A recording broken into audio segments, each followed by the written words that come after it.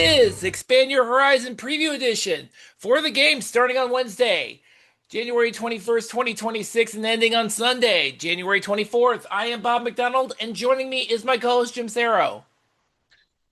Hey Bob, as I look ahead to the week for the Horizon League, I don't necessarily see a marquee game, lots of nice games, but we do have some important rivalry games, or maybe one Oh, that's yeah. not a rivalry that, should be. But we've got a couple of good games to look forward to, and I'm ready to preview. So let's go.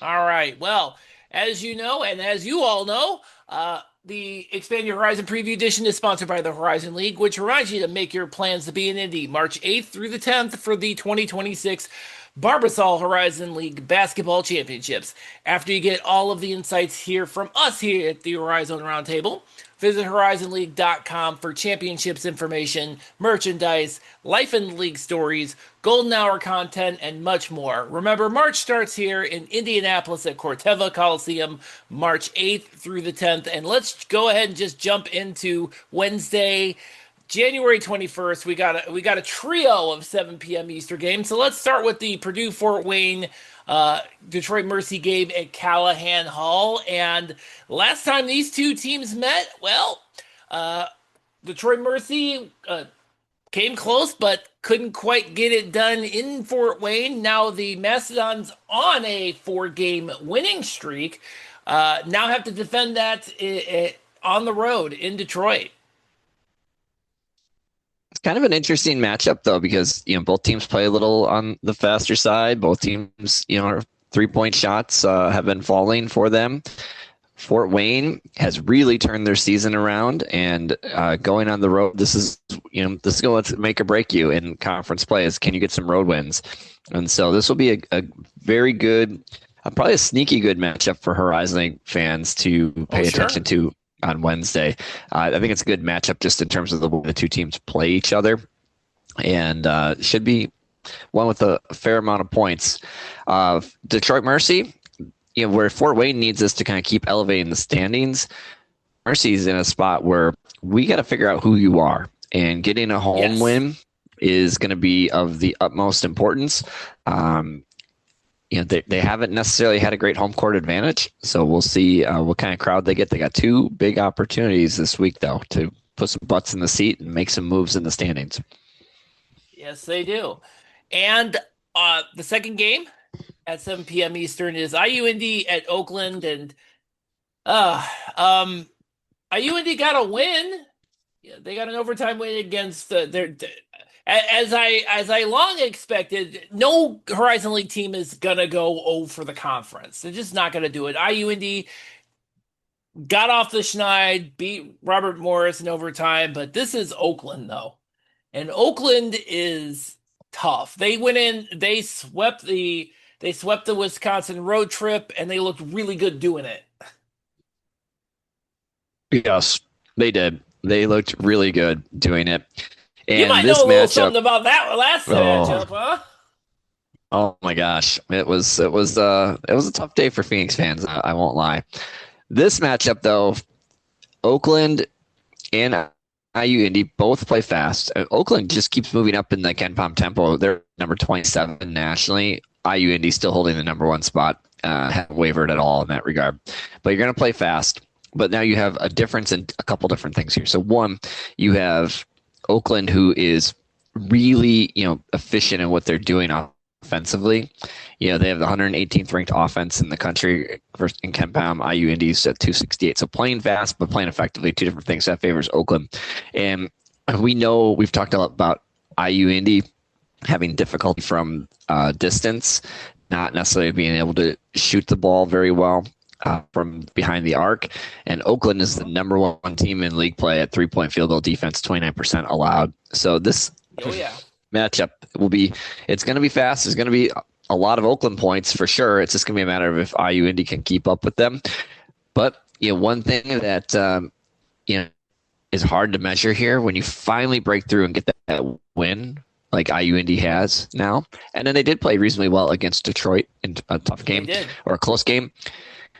You cannot overlook them. If you're Oakland No. thinking, "Hey, we're in second place. We're 7-2 in the league, and IU Indies in last at 1-9. We got this."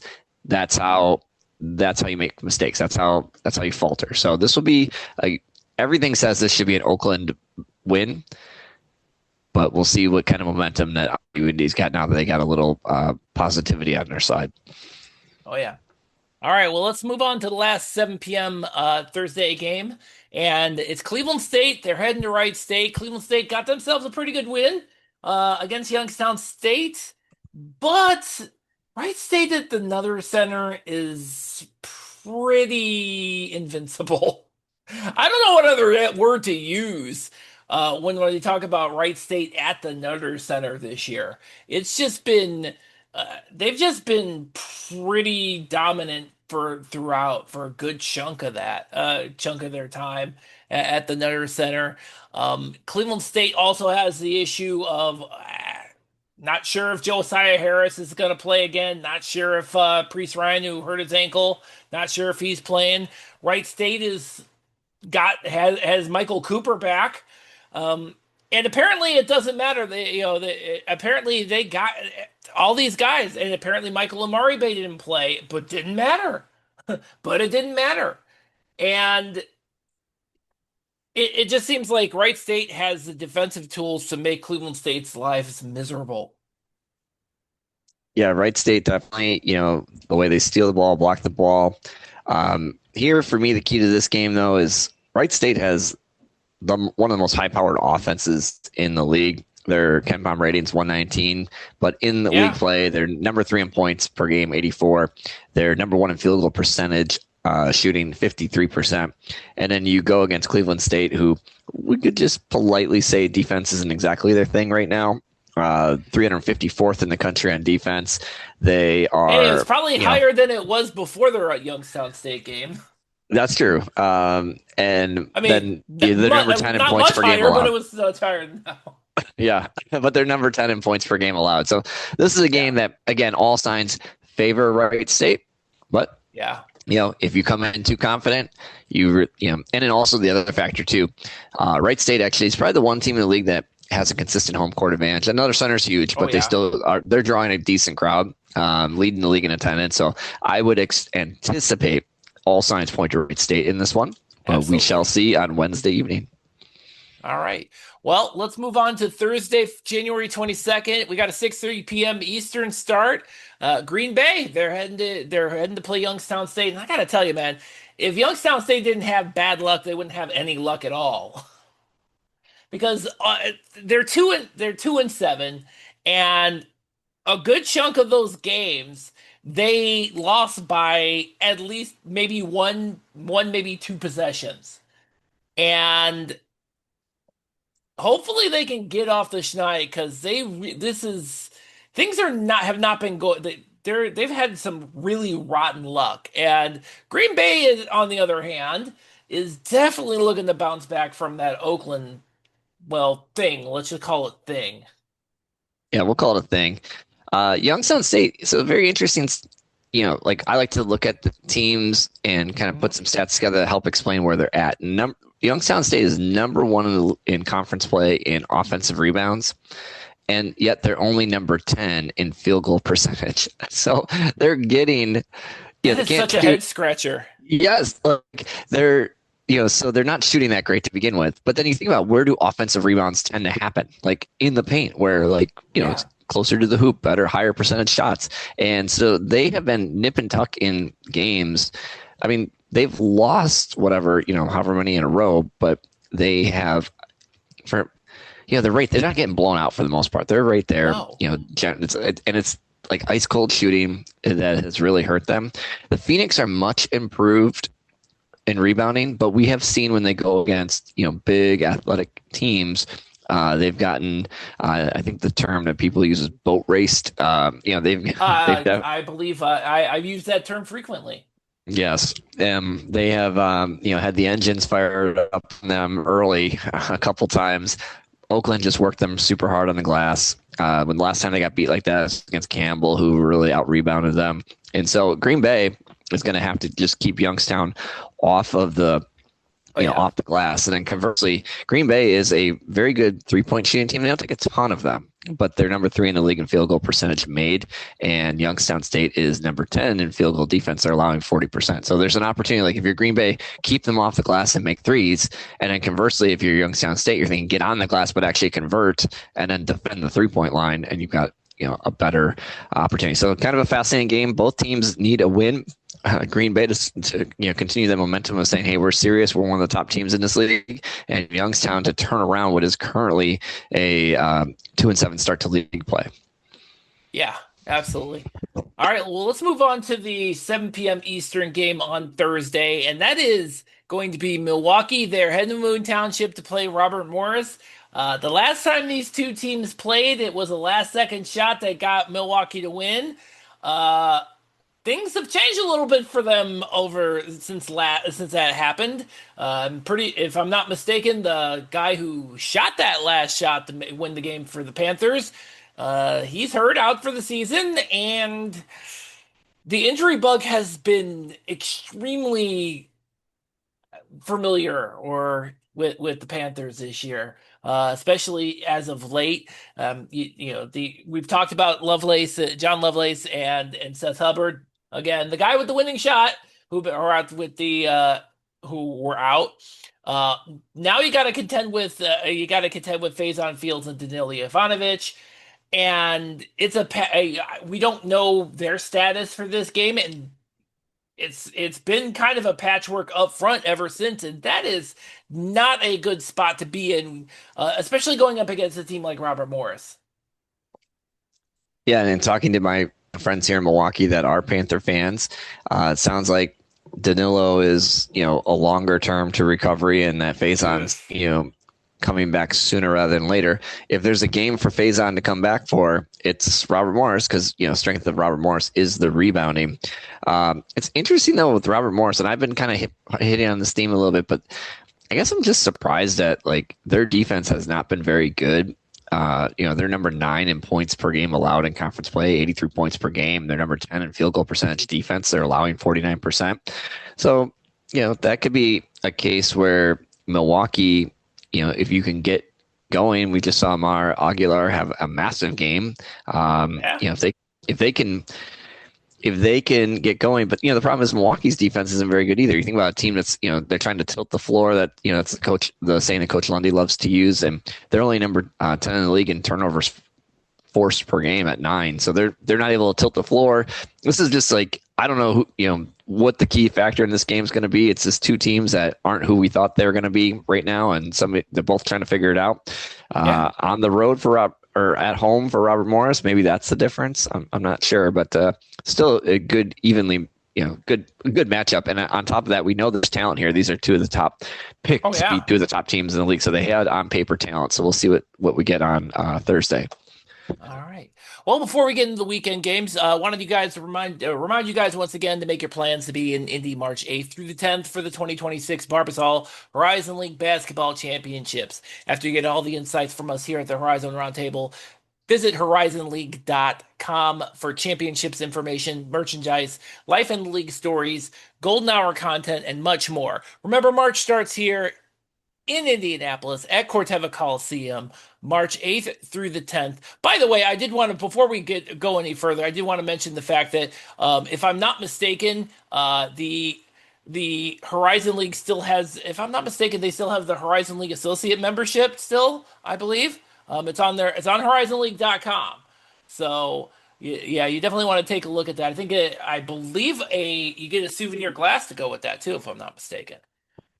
So good deal. Hey, I just hope they have that delicious Horizon League branded beer again. I got to the bottom of several of those last year, and I'm of the mindset I'd like to get my personal record in Horizon League. I don't know if they are an amber or what they were, but I want to get my PR in Horizon League branded beers completed on Monday. So.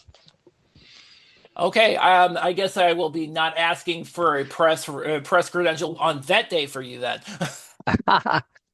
Oh wait, you can't drink and have an objective view of the Horizon League. I mean, if that's the case, Bob, I shouldn't be on any of these podcasts. Shit. No. All right, well, let's move on to the Saturday games. We got Milwaukee heading over to Youngstown State, and I feel like Youngstown State, for all its problems, I feel they have the advantage. Just like Robert Morris probably does against Milwaukee, Youngstown State even more so. Um, and I really think that and I feel like if Youngstown State can kind of get over the hump on Thursday, sorry, Jim, they definitely have a good shot to. Even if they don't, they definitely have a much better shot here against Milwaukee. Yeah, I feel like when you look at this particular game, like these are two evenly matched teams.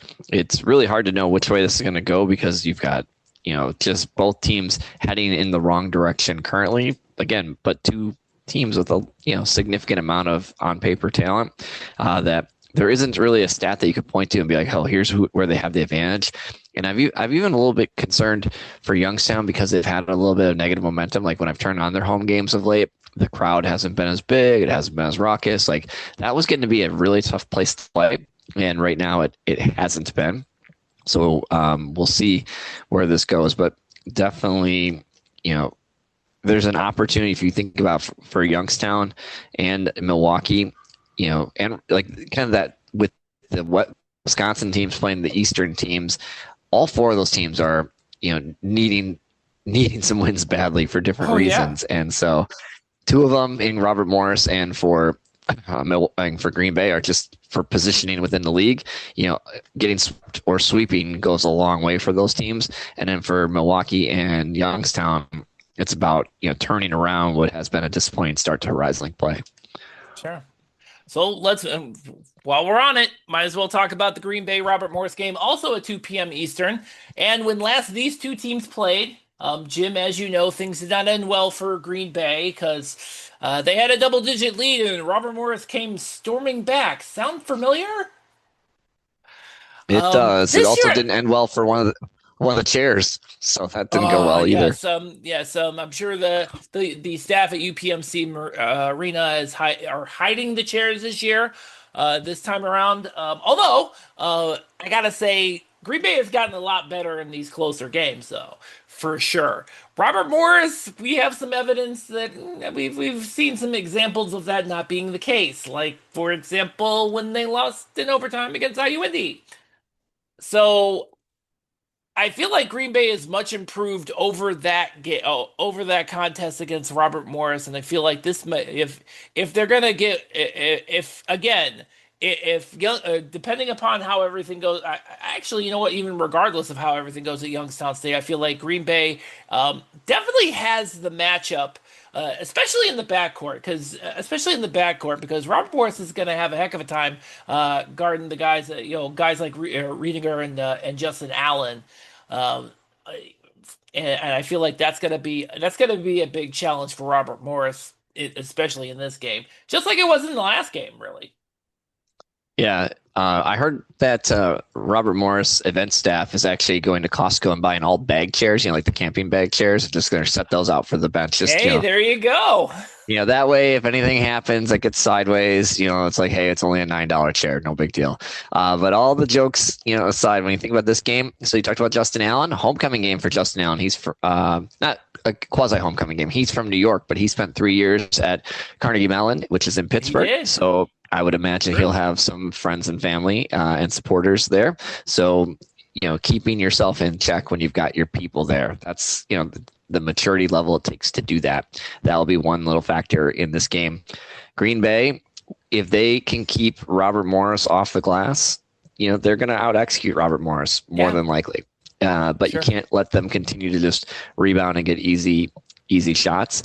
And with Robert Morris, like I hate to say it, but at some point in time, maybe you invoke a hack a Shack with Chitakutis because he's struggling at the line so much that It is, you know, yeah. Although if I'm not mistaken, he didn't struggle at Green Bay.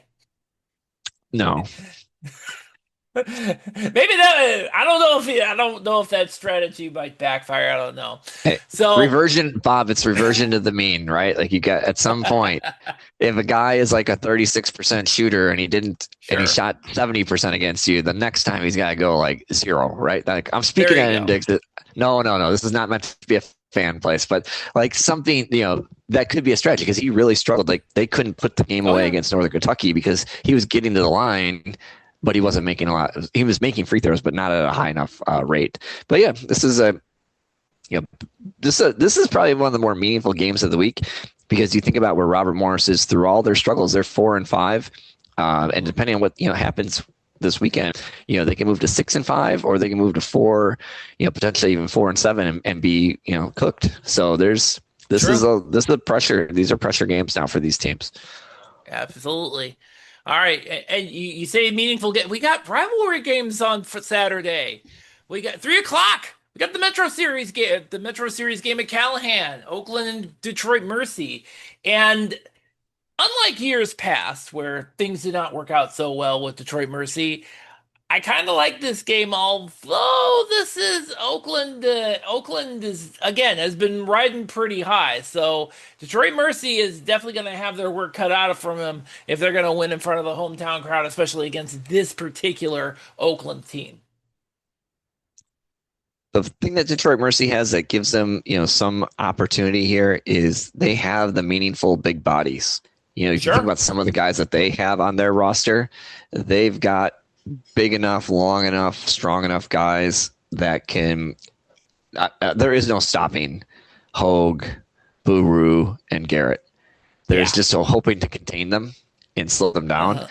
And I feel like Detroit Mercy has some bodies that can do that. Guard play, it's kind of an interesting, at the point guard position because you have Brody, who's really, been consistent. He is the Oh, proverbial sure. straw that stirs the drink. And then you have Orlando Lovejoy, who when he is on, he is a major player in this league. But then he'll have I just was talking about he had a 4 of 17 shooting game over the weekend or something like that. He's coming off of a game where he was not particularly good.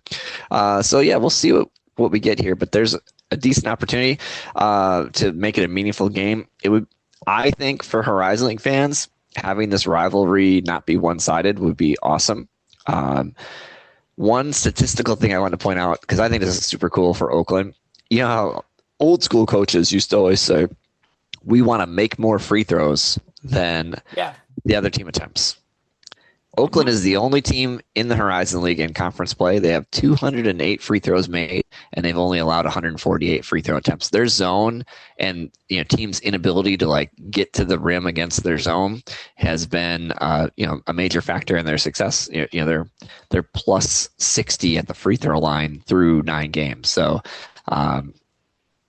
Yeah. plus they have 60 more makes than they've allowed attempts. So that's a factor in these games. So it will be very interesting to see what happens here. But I think I like that this is a offset start from the other games, that are 1 o'clock Central Time. The Green Bay and the Milwaukee games, Sure. because this game deserves its own audience. It deserves for Horizon League fans to be able to see what's going on, and hopefully by the time I get to turn it on, it's still a good game.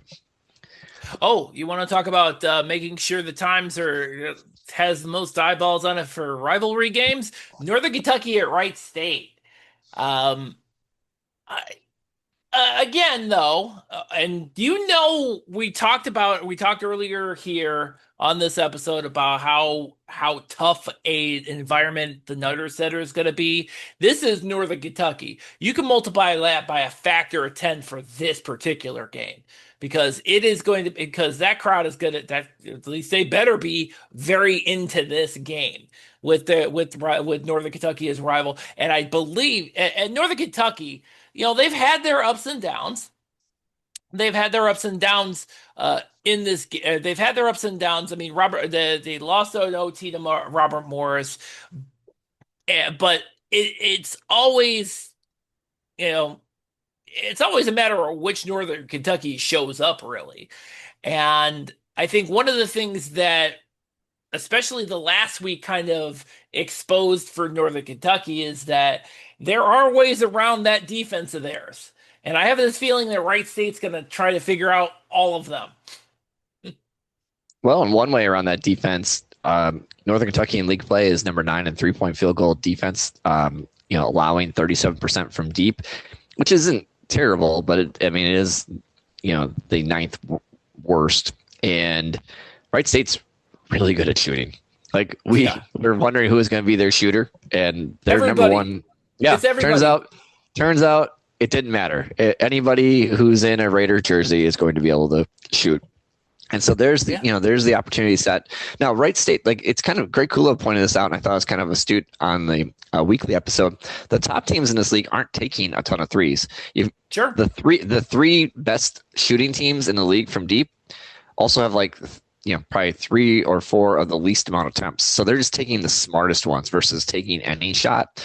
And so, but that really, like Wright State, if Northern Kentucky's struggling to defend the three and Wright State takes only smart threes, like that could be a big factor in this game.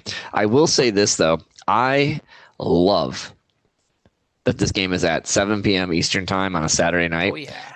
That is college basketball prime time. I forget which person on X is always posting. I think it's a Raider Roundball or something like that. That's always posting the pictures of like the beers before the game that they're drinking. I assume it's him. Yeah, I don't know. I can't remember. It's not somebody with a name, so that's why I can't recall it off the top of my head. But from a standpoint of, I can't wait to see the pictures of the high noons and the Miller Lights before this game, because this is where it's at. You're playing your rivalry Saturday night, like standalone game in the league. Anybody who cares about Horizon League basketball can tune into this one. And you know what? Football season is over. You don't have an excuse, guys. Come on. Yep. And by the way, Northern Kentucky 6-4 in league play. In the top half of the standings. Wright State number 1 in the standings at 7-1. It's also a massive game for the Horizon League, separate of the rivalry. So love where this one's slated. And for whoever is in charge of Horizon League scheduling, and we know who that is, please get us more of these. Please. More, please. Thank you. All right. Well, that brings us to the last game of the week, Sunday. It's a 2 p.m. Eastern game. We got Purdue Fort Wayne and IU Indy. We want this to be a rivalry game. I know John Kaufman wants this to be a rivalry game for sure. And I don't know if this is the year. Although I got to point out, IU Indy did beat Purdue Fort Wayne last year at Fort Wayne. So you never know. And especially with the system, you never know. I mean, ask Robert Morris how that works.